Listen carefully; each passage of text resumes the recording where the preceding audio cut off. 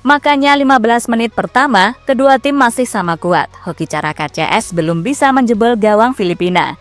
Kedua, tim bermain solid, terlihat dari pertahanan yang rapat, main kalem dan lebih banyak bola bawah ditekankan untuk situasi seperti ini.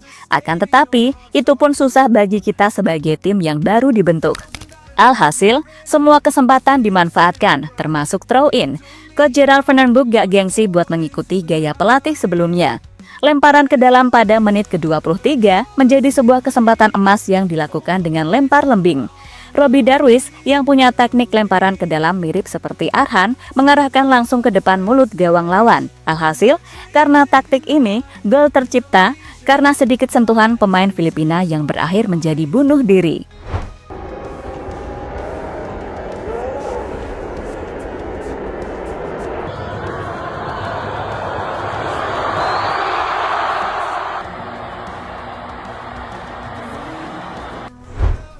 Ya, Coach Gerald meski tahu taktik, namun gak ada larangan-larangan untuk memanfaatkan setiap peluang berbuah jadi gol.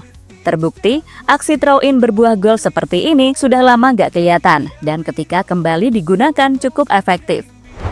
Lebih dari itu, lewat skema biasa melanjutkan pertandingan tanpa pemain kunci, skuad Garuda masih kesusahan.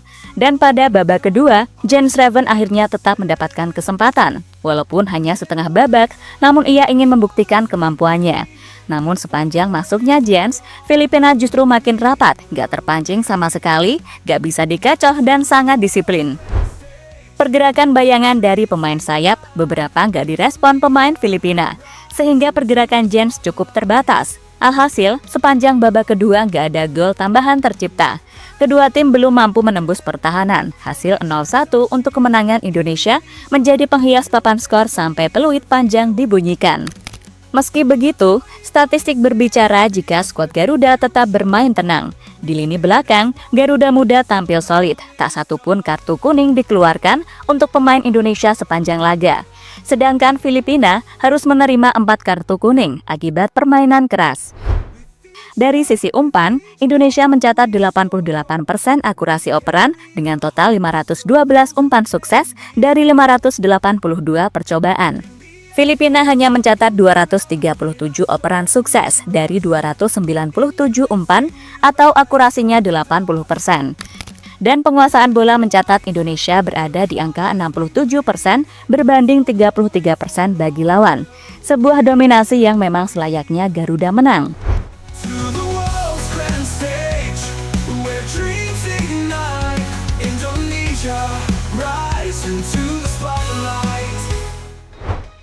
Dengan hasil ini, 6 poin dan agregat gol mencolok, posisi Indonesia U23 semakin kokoh di puncak klasmen sementara grup A. Namun, catatan minimnya gol dari operan play menjadi PR tersendiri bagi tim pelatih.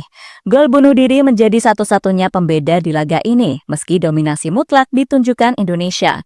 Lebih lanjut, satu laga tersisa masih sangat penting, namun masih ada celah untuk finish di posisi kedua jika kita ceroboh. Sebab lawan terakhir adalah Malaysia, tim yang juga tak bisa diremehkan. Terbukti, pada laga kedua mereka berhasil melibas Brunei Darussalam dengan skor 7-1.